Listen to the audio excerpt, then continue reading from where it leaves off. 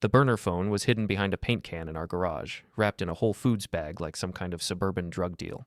I should have known Melinda was cheating when she started buying organic kale and pretending to care about her carbon footprint.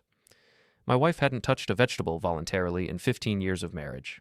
Before we dive deeper into this story, I have one small request. Please subscribe, drop a like, and tell me in the comments what city you're watching from. I'm Owen Winslow, 41 years old, and apparently the last person in Minneapolis to figure out his own life was falling apart. I manage IT projects for a mid-sized insurance company, which means I spend my days explaining to people why their computers won't magically fix themselves. It's honest work, pays the bills, and gives me plenty of practice dealing with people who think I'm invisible. The phone buzzed in my hands. A text message from TB appeared on the screen. Can't wait to feel you again tonight. Your husband has no idea what he's missing. TB Troy Bannon, I knew that name. Melinda's work friend from the fitness industry conference she'd attended last month. The one she'd mentioned exactly 3 times, always with that little smile that meant she was thinking about something I wasn't supposed to know. Dad, are you okay? Emily's voice startled me. My 13-year-old daughter stood in the garage doorway, backpack slung over one shoulder, looking at me with those sharp eyes that missed nothing. She got her intelligence from me, but thankfully her mother's looks. At least Melinda had contributed something worthwhile to our family. Just checking Mom's phone, I said, which was technically true. She left it out here by accident. Emily frowned. Mom has 2 phones now? Smart kid. Too smart. Sometimes work gives people extra phones for work stuff. She didn't buy it, but she nodded anyway. Dinner's ready. Mom made that weird quinoa thing again. Of course she did. Melinda had been on a health kick for exactly 6 weeks, ever since she'd started working late twice a week and hitting the gym every morning. I'd assumed she was going through some kind of midlife crisis. Turns out I was half right. I followed Emily inside, slipping the burner phone into my back pocket. The dining room smelled like disappointment and organic vegetables. Melinda sat at the head of the table, looking radiant in that way women look when they're getting regular attention from someone who isn't their husband. Owen, you're late, she said without looking up from her phone. Her real phone. The one I was allowed to know about. Traffic, I lied, taking my usual seat. The quinoa looked like tiny beige pellets of sadness. How was your day? Busy. I have that client dinner tonight, remember? I'll be home late. Client dinner, right.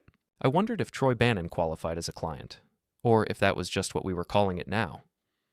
Emily pushed her quinoa around her plate. Can I go to Jessica's house this weekend? We'll see, Melinda said, still not looking up. I might have plans. What kind of plans? I asked.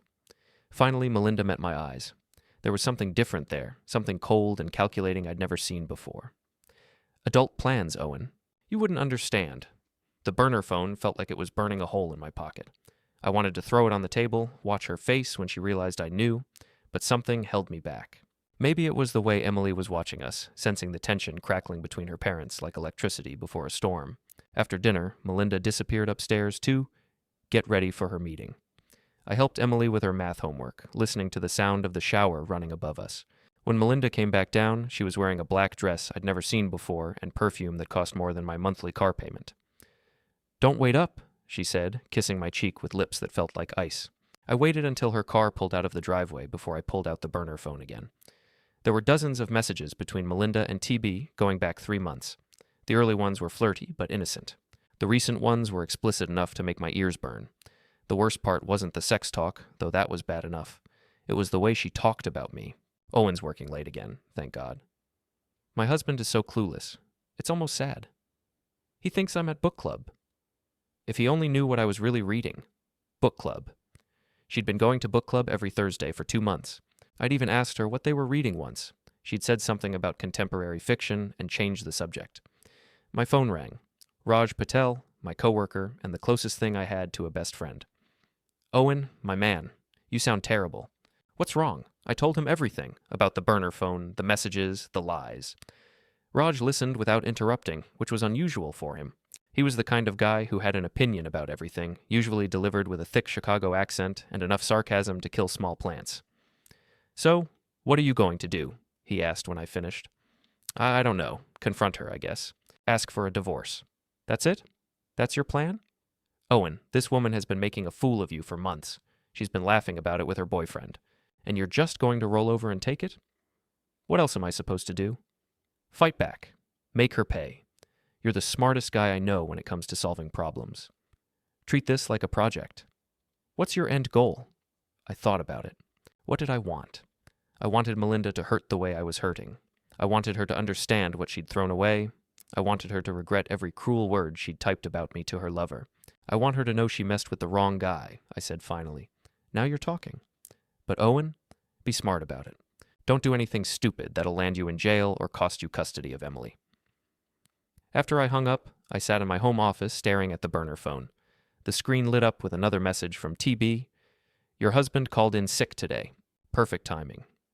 Wait. What? I hadn't called in sick.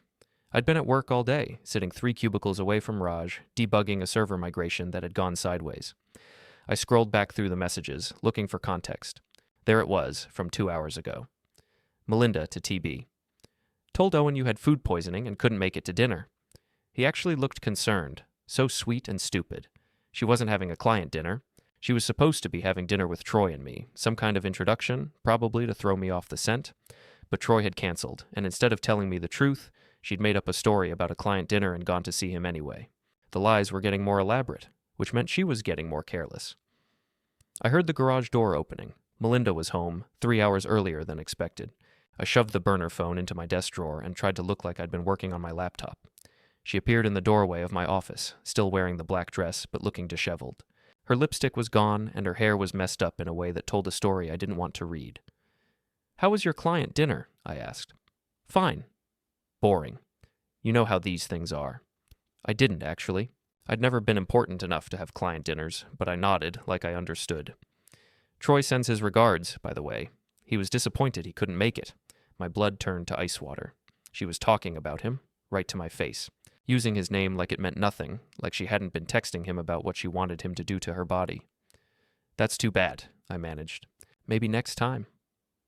Melinda smiled, and for a second she looked like the woman I'd married 16 years ago, young and beautiful and full of possibilities. Maybe.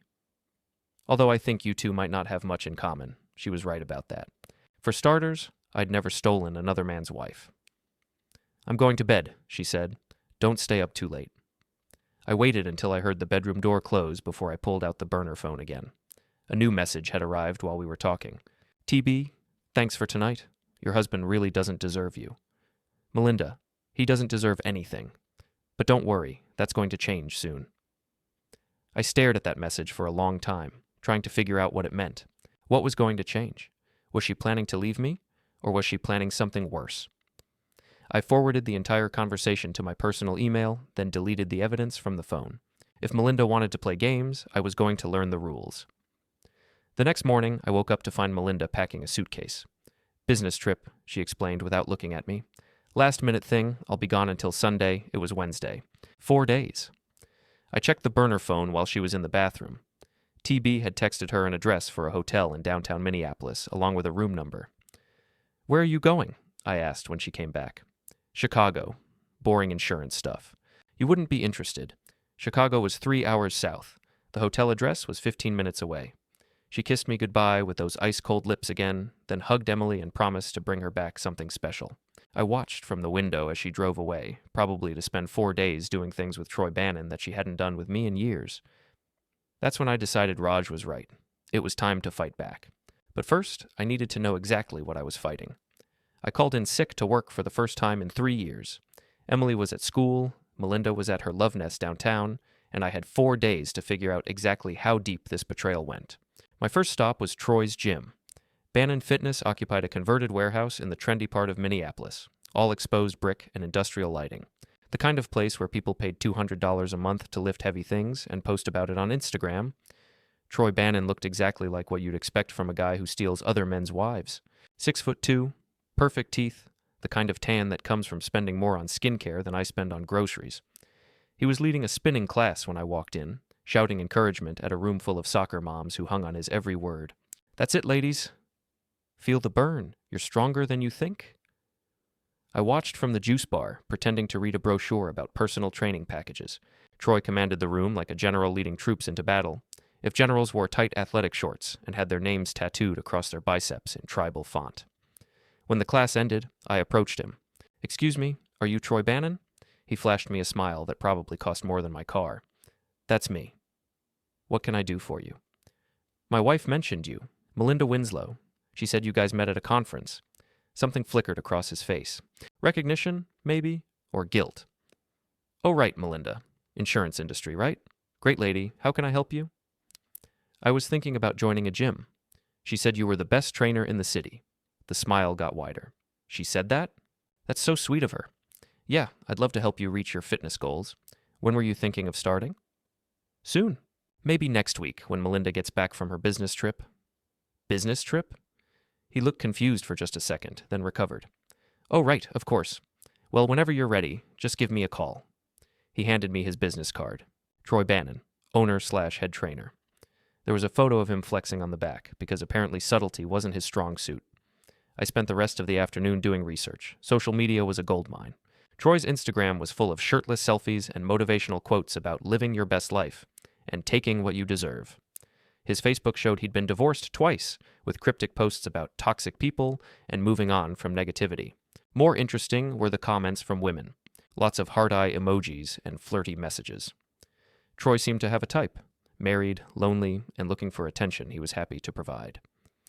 I found Melinda in several photos from the past 2 months. Always in group shots, never alone with Troy, but positioned close enough to send a message. In one photo from 3 weeks ago, his hand was on her lower back.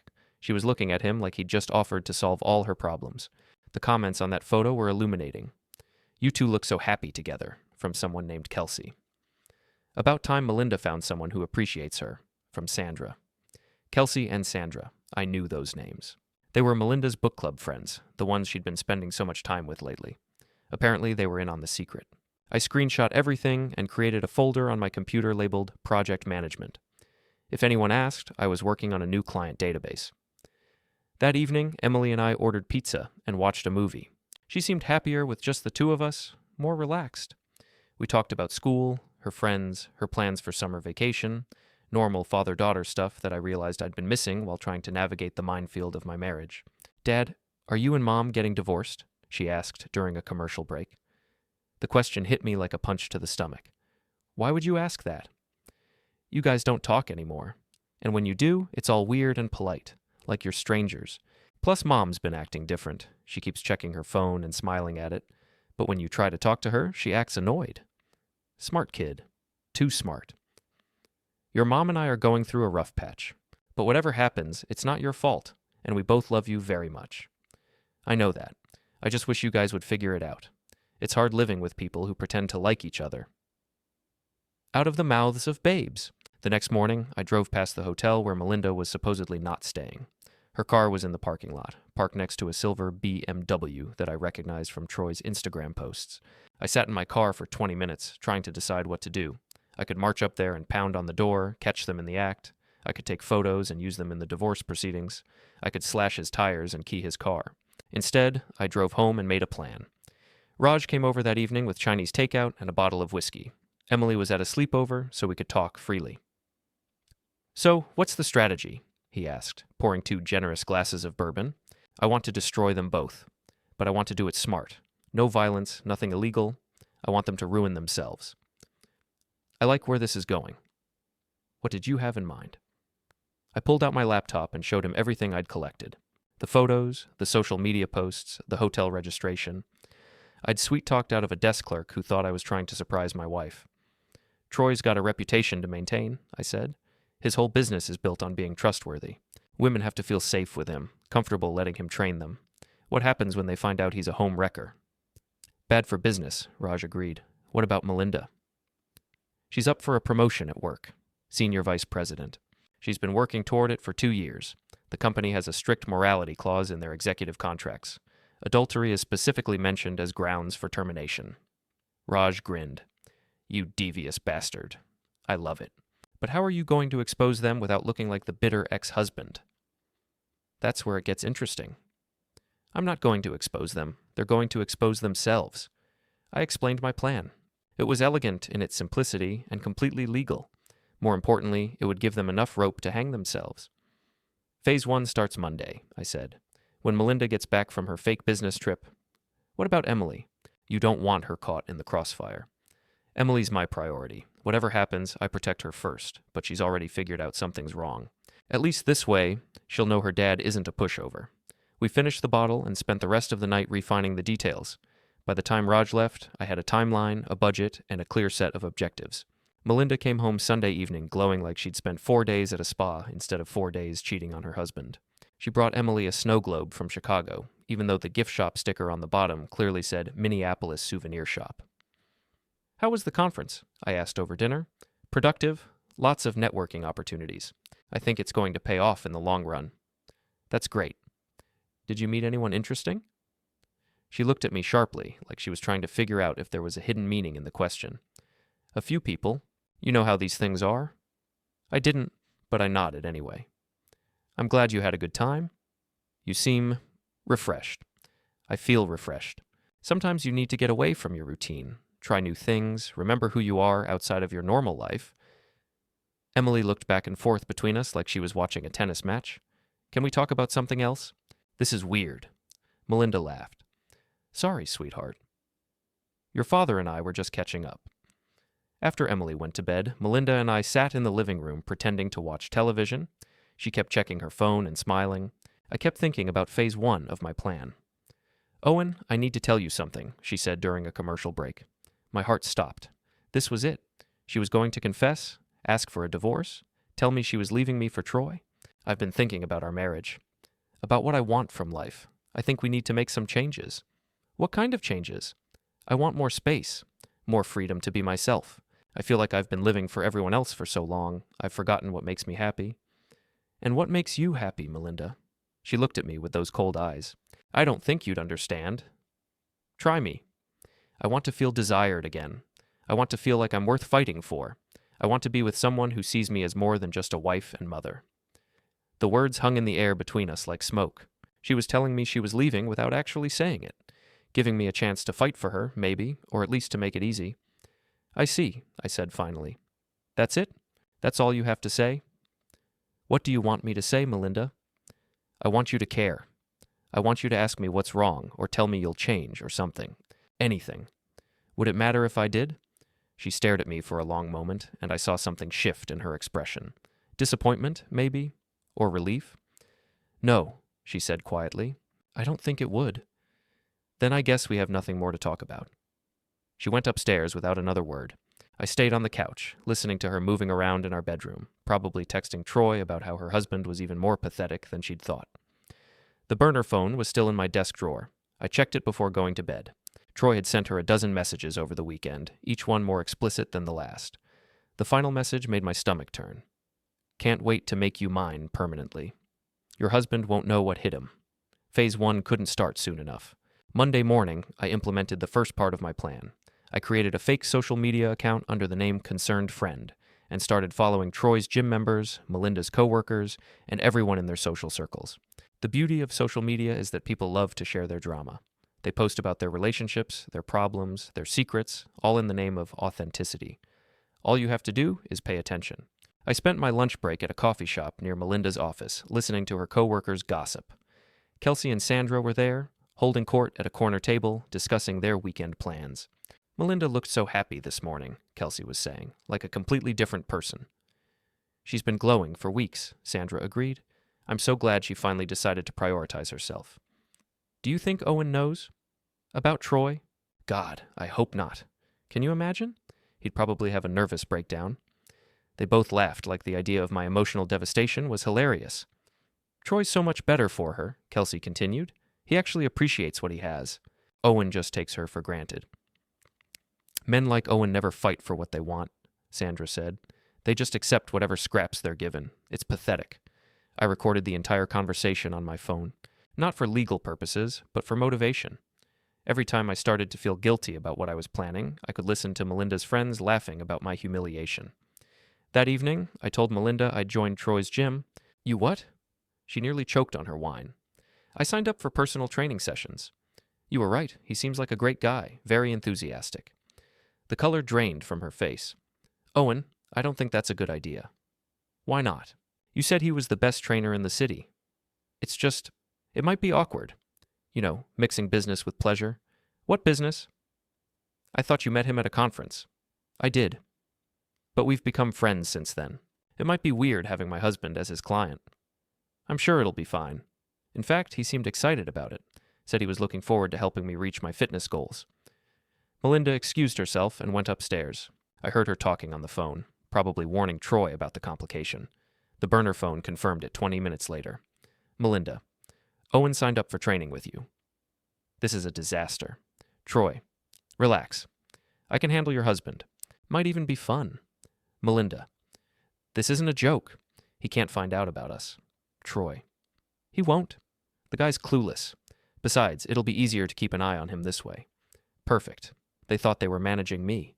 In reality, they were walking straight into my trap. My first training session was scheduled for Wednesday evening. I spent Tuesday preparing, researching Troy's training methods and his other clients. I also set up a few insurance policies. I installed a voice recording app on my phone and tested it thoroughly. I researched the gym's security camera system and identified all the blind spots. Most importantly, I reached out to Troy's ex-wife, Gina. Gina Bannon lived across town in a modest apartment with her 2 kids from the marriage.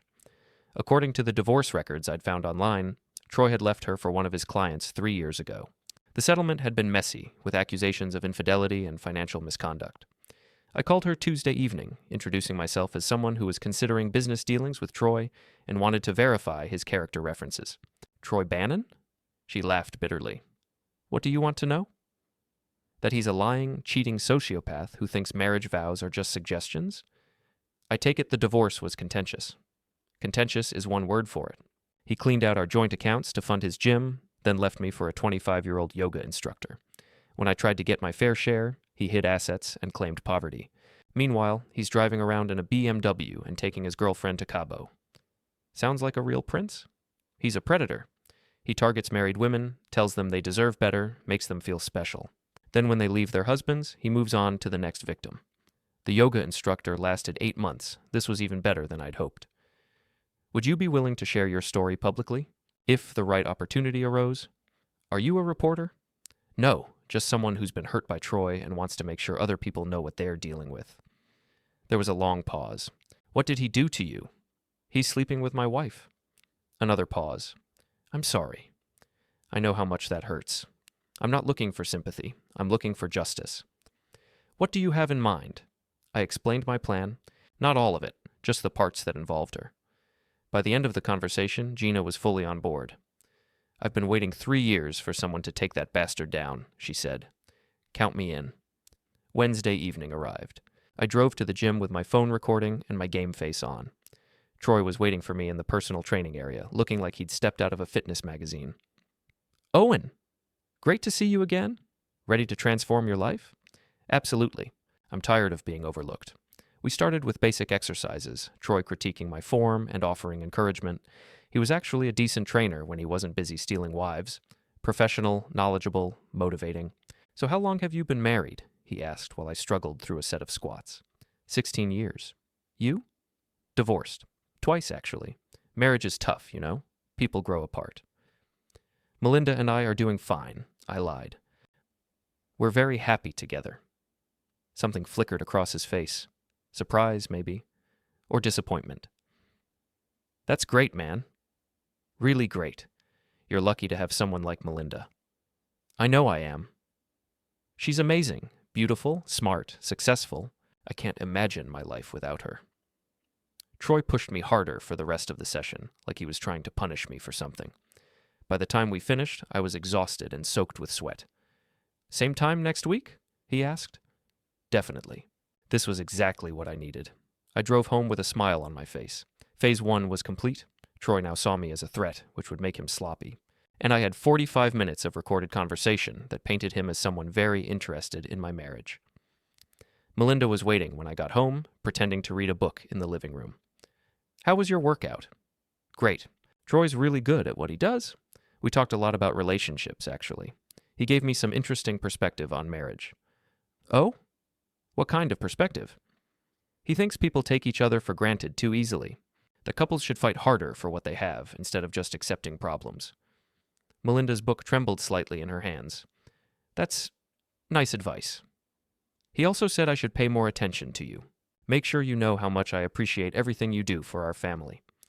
Owen, you don't need to. No, he's right. I've been coasting, assuming you'd always be here. But Troy made me realize that a woman like you has options. I need to step up my game. I kissed her forehead and went upstairs to shower. Behind me, I heard her fumbling for her phone. The burner phone lit up 20 minutes later. Melinda, we have a problem. Owen's acting strange. Troy. Strange how? Melinda, he's being attentive. Romantic. It's freaking me out. Troy, maybe he suspects something. Melinda, or maybe you said something during his workout. Troy, I didn't say anything. But the guy kept going on about how happy you are together, how much he loves you. It was nauseating. Melinda, we need to be more careful. Troy, or we need to speed things up. I'm tired of sneaking around. Melinda, what do you mean? Troy, I mean, maybe it's time for you to choose. Him or me? I stared at the phone screen, my heart racing. This was moving faster than I'd expected. I needed to accelerate my timeline. The next morning, I called in sick again and drove to the gym. Troy was training a client, a blonde woman in her 30s who hung on his every word. I recognized her from his Instagram posts. I waited until he was alone, then approached him. Troy, I wanted to thank you for yesterday. You really opened my eyes. Oh, hey Owen, what are you doing here? We don't have a session today. I know, I just wanted to talk. About what you said about fighting for your marriage. He looked uncomfortable. Sure, what about it? I think Melinda might be having an affair. The words hung in the air like a bomb. Troy's face went through several expressions in rapid succession. Shock, guilt, fear, and finally calculation. Wow, man, that's heavy. What makes you think that? Little things. She's been distant, secretive, working late, going out with friends more. Classic signs, right? I wouldn't know. I've never been cheated on. Liar. According to Gina, he'd been cheated on by the yoga instructor. I was thinking about hiring a private investigator. What do you think? I think you should talk to your wife first. Communication is key in any relationship. You're right. I should confront her directly. Ask her if she's seeing someone else. Troy looked like he was going to be sick. Maybe don't be too confrontational. You don't want to accuse her of something without proof. Oh, I'm not going to accuse her. I'm going to ask her to be honest with me. Tell her that I love her and I want to fight for our marriage. If she's seeing someone else, I want to know who it is so I can show him that I'm not giving up without a fight. The color drained from Troy's face. Owen, I mean it, Troy. If some guy thinks he can steal my wife, he's got another thing coming. I might look like a pushover, but I can be dangerous when someone threatens my family. I wasn't threatening him, not really, but I could see him interpreting it that way. Look, man, maybe you should take some time to think about this. Don't do anything rash. You're right. I should be smart about it. Strategic. Thanks for listening, Troy. It means a lot to have someone I can trust.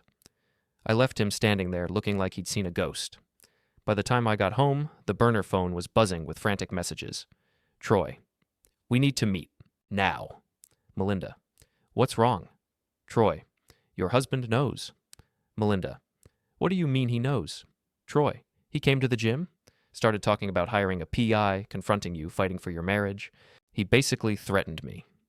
Melinda, Owen doesn't threaten people. He's not the type. Troy, well, he's the type now. We need to figure out what to do. Melinda, let me handle Owen. You just stay away from him. Troy, what if he tells people about us? Melinda, there's nothing to tell. We've been careful, Troy. Not careful enough? I think we should cool things off for a while. Melinda, are you serious? Now? When I'm finally ready to leave him? Troy, I'm just saying we should be smart about this. Melinda, I can't believe you're backing out now. I thought you were different. The conversation continued for another hour, getting progressively more heated. By the end, they were barely speaking to each other. Troy was scared of confrontation, and Melinda was angry that her knight in shining armor had turned out to be a coward. Perfect. Phase 2 was ahead of schedule. That evening, Melinda came home in a foul mood. She snapped at Emily over homework, complained about dinner, and spent the rest of the night glaring at her phone like it had personally offended her. Everything okay? I asked. Fine. Just work stress. Anything I can help with? No, Owen. You can't help with anything. You never can. The venom in her voice was startling. Emily looked up from her homework, surprised by her mother's tone. Mom, are you okay? I'm fine, sweetheart. just tired. But she wasn't fine. She was falling apart, and she didn't even know why. The plan was working better than I'd hoped. I gave it one more day, then moved to phase 3. Friday evening, I told Melinda I'd made dinner reservations at Romano's, the upscale Italian place where we'd had our first anniversary dinner. She looked surprised, but agreed to go. What I didn't tell her was that I'd also invited Troy to join us. I'd called him that afternoon, pretending to be distraught about my marriage. Troy, I need your help. I think I'm losing Melinda. You're good with women. You understand relationships. Could you meet us for dinner tonight? Maybe help me figure out what I'm doing wrong? He'd tried to decline, but I'd played the desperate husband card perfectly. Told him I was at the end of my rope, that I trusted his judgment, that I didn't have anyone else to turn to. Please, man. I'm begging you. One dinner. Help me save my marriage. He'd finally agreed, probably because he was curious about what I knew and how much danger he was in. Melinda and I arrived at Romano's at 7. She was wearing the black dress again, the one she'd worn to her fake client dinner. She looked beautiful and nervous, like she was expecting bad news. This is nice, she said as we were seated. What's the occasion? I wanted to talk to you about us. About our future. Her face went pale. Owen, if this is about what I said the other night... It's not. Well, not entirely. I've been doing a lot of thinking, and I realize I haven't been the husband you deserve. You don't need to. Yes, I do. I've taken you for granted, Melinda. I've assumed you'd always be here, no matter how little effort I put into our relationship. That's not fair to you. She looked confused, like she couldn't figure out where this was going. I want to fight for us, I continued. I want to be the man you fell in love with 16 years ago. The man you deserve now. Tears started forming in her eyes. For a moment, I almost felt sorry for her. Almost. Owen, I don't know what to say. You don't have to say anything. I just want you to know that I see you. I appreciate you. And I'm not going to let anyone come between us. That's when Troy walked in. He spotted us immediately and approached the table looking like a man walking to his execution. Owen, Melinda, thanks for inviting me. Melinda's face went through the same series of expressions Troy's had at the gym. Shock, fear, confusion, and finally, a desperate attempt at composure. Troy, what a surprise. I didn't know you were joining us. Owen asked me to come. He wanted relationship advice. Troy sat down across from us, avoiding eye contact with Melinda. The tension at the table was thick enough to cut with a knife. Troy's been helping me understand some things about marriage, I said to Melinda, about what women really want from their husbands. Has he? Her voice was barely above a whisper. He's been very insightful. Haven't you, Troy? Troy nodded miserably. I just want what's best for both of you. That's so sweet, I said. It's not every day you meet someone who cares so much about other people's relationships. The waiter came to take our order. Troy asked for a double scotch. Melinda couldn't seem to focus on the menu. I ordered for both of us, playing the attentive husband role to perfection. So Troy, I said once the waiter left, tell Melinda what you told me about fighting for what you want. I don't think... Come on, don't be modest. You had some great insights about not letting other people take what belongs to you. Troy looked like he wanted to disappear. I just think communication is important. Communication. Right. Melinda, is there anything you want to communicate to me? Anything at all? She stared at me with those cold eyes, trying to figure out how much I knew. The silence stretched on until it became uncomfortable. I think there might be some things we need to discuss, she said finally. What kind of things? Private things, between husband and wife. Oh, I don't mind if Troy hears. He's practically part of the family at this point. Melinda's wine glass trembled in her hand. Troy was staring at his scotch like it held the secrets of the universe. Actually, I continued, I feel like I already know Troy so well, like he's been part of our lives for months. Owen, Melinda started. It's funny how you can meet someone and feel like you've known them forever, like they understand you in ways other people don't. Don't you think so, Troy?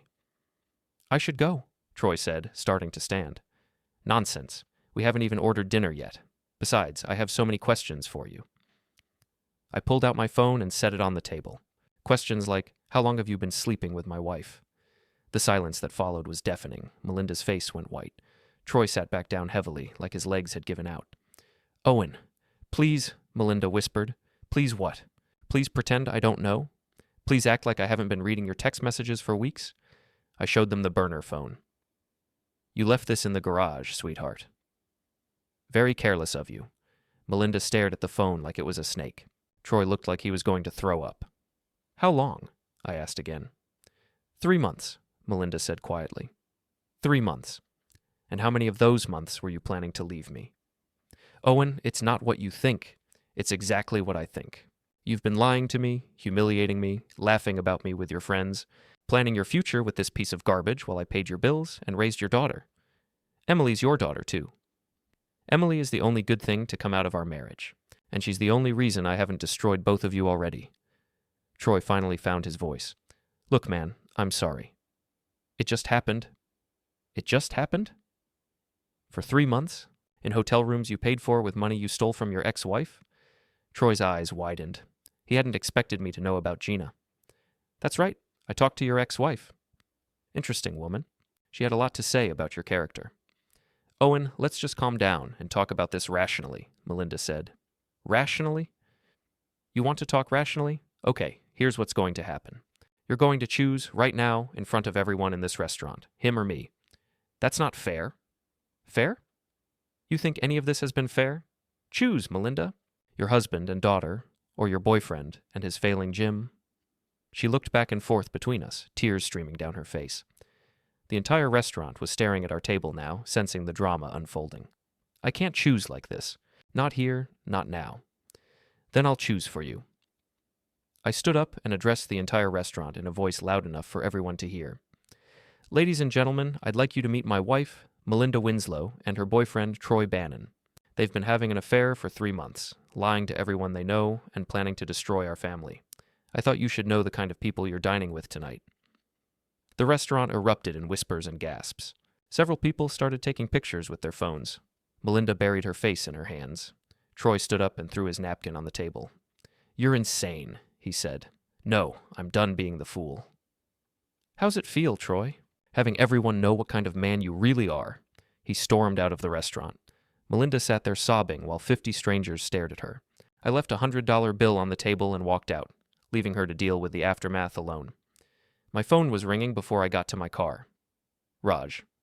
Owen, what the hell did you do? It's all over social media already. Phase 3, I said. Public humiliation. Jesus Christ. Are you okay? I'm perfect. For the first time in months, I'm exactly where I want to be. I drove home to find Emily waiting in the living room, her overnight bag packed. Dad, can I stay at Jessica's house tonight? Mom texted me and said you guys had a fight. That's putting it mildly. Are you okay? I'm sad, but I'm not surprised. I kind of knew this was coming. I hugged her tight. I'm sorry you have to go through this, Em. None of this is your fault. I know. And Dad, I'm proud of you for standing up for yourself. Mom's been treating you badly for a long time. Smart kid. Too smart. After Emily left, I sat in my living room and waited. Melinda came home an hour later, her makeup ruined and her dress wrinkled. How could you do that to me? She screamed. Be in front of all those people? The same way you could do this to me for 3 months. The same way you could laugh about me with your friends and plan your future with another man. I never meant for it to happen. But it did happen, and now everyone knows what kind of person you really are. You've ruined everything. My job, my reputation, my relationship with Troy. Troy? You're worried about Troy? He ran out of that restaurant like his ass was on fire. Some knight in shining armor. She collapsed on the couch, sobbing. For a moment, I felt a flicker of the love I used to have for her, but then I remembered the text messages, the lies, the cruel laughter of her friends. What happens now? She asked. Now you reap what you've sown. The whole city knows what you did, Melinda. Your coworkers, your friends, Emily's teachers, our neighbors, everyone. You destroyed my life. No, I revealed your life. There's a difference. She went upstairs without another word. I heard her on the phone, probably calling Kelsey and Sandra to commiserate, but I doubted they'd be as sympathetic now that the secret was out. The burner phone was silent. No messages from Troy, no plans for future meetings. The great romance was over before it had really begun, but I wasn't done yet. Phase 3 was complete, but I had one more surprise planned. The final phase would make sure that neither Troy nor Melinda ever forgot the consequences of underestimating Owen Winslow. The video from Romano's went viral over the weekend. Someone had live-streamed the entire confrontation, and it spread across social media like wildfire. Your restaurant revenge was trending on Twitter. Local news stations picked it up. I became the poster child for betrayed husbands everywhere. My phone rang constantly. Reporters wanting interviews, friends offering support, strangers sharing their own infidelity stories. I ignored most of them, but I did take one call that mattered. Mr. Winslow? This is Janet Morrison from Channel 7 News. We'd like to do a segment on your story, if you're interested. What kind of segment? A human interest piece about modern relationships, infidelity, social media justice. Very tasteful, very sympathetic to your situation. Will you be interviewing my wife and her boyfriend as well?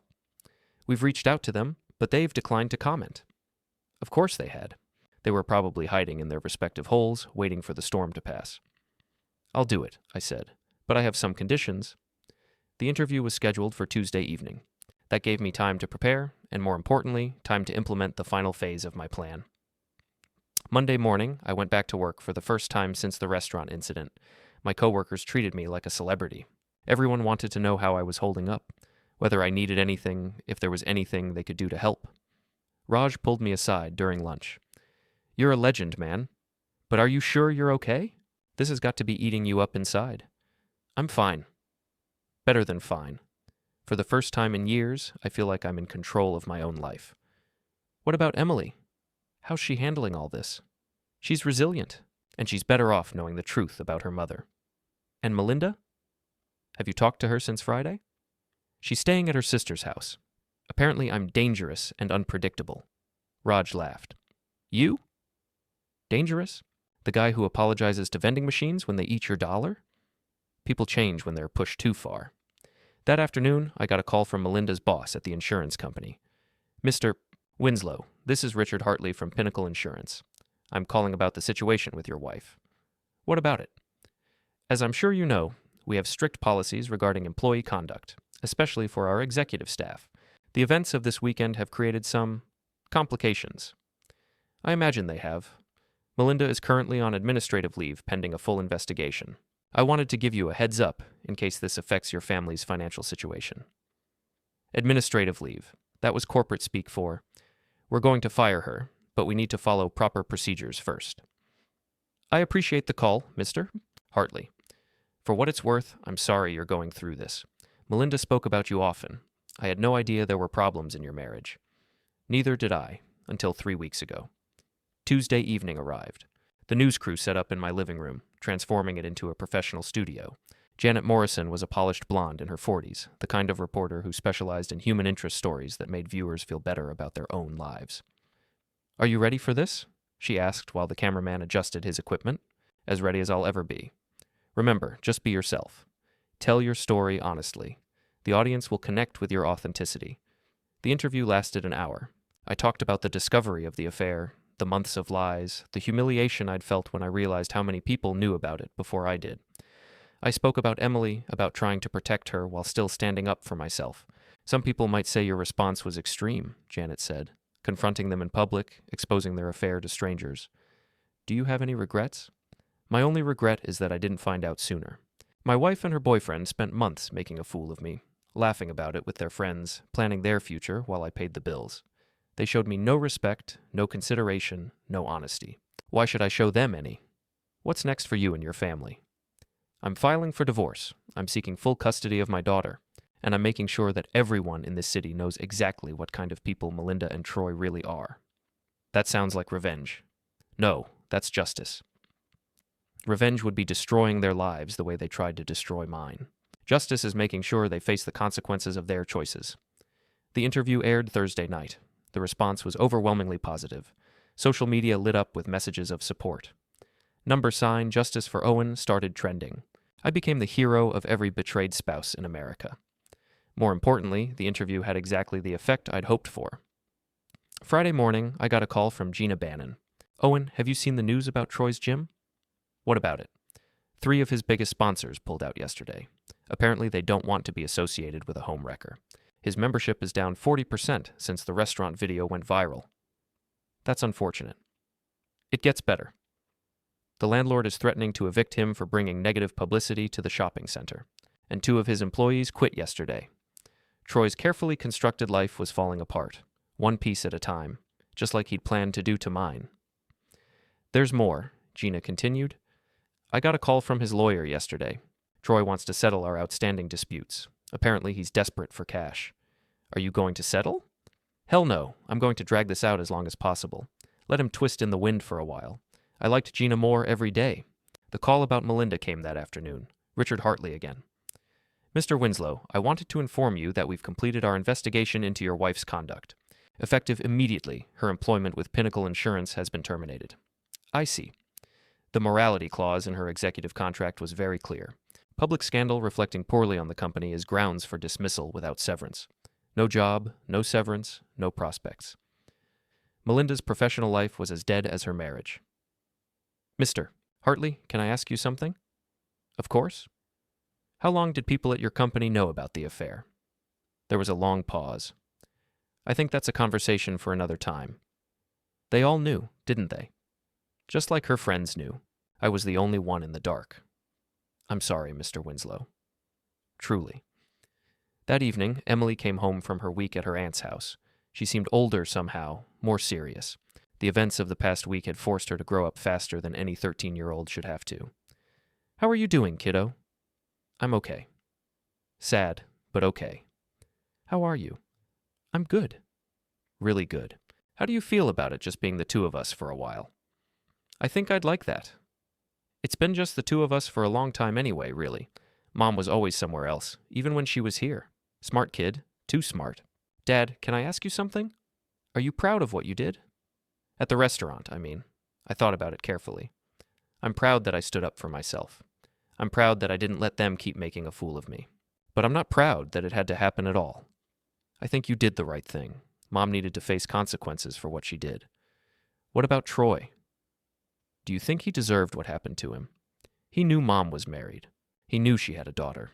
He didn't care about hurting us, so why should we care about hurting him? Definitely too smart. Saturday morning brought the final piece of the puzzle. Melinda called, her voice barely above a whisper. Owen, we need to talk. I'm listening. I lost my job. Troy won't return my calls. My friends won't speak to me. I have nowhere to go. That sounds like a personal problem. Please, I know I hurt you, but I'm still Emily's mother.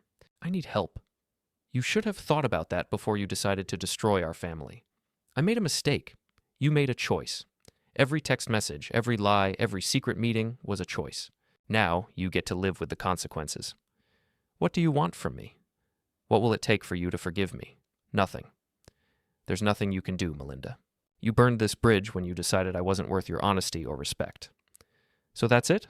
16 years of marriage, and you're just going to throw it all away? I didn't throw anything away. You did. I'm just cleaning up the mess you left behind. She hung up without another word. Sunday evening, I was helping Emily with her homework when the doorbell rang. Troy Bannon stood on my front porch, looking like he'd aged 10 years in a week. His perfect hair was disheveled, his clothes wrinkled, his eyes red-rimmed with exhaustion. We need to talk, he said. I don't think we do. Please, just 5 minutes. I stepped outside and closed the door behind me. You've got 3 minutes. Look, I know you're angry. Angry doesn't begin to cover it. I'm sorry, okay? I'm sorry about everything. About Melinda, about the affair, about all of it. It was wrong, and I know that now. You knew it was wrong when you started. You just didn't care. You're right. I didn't care.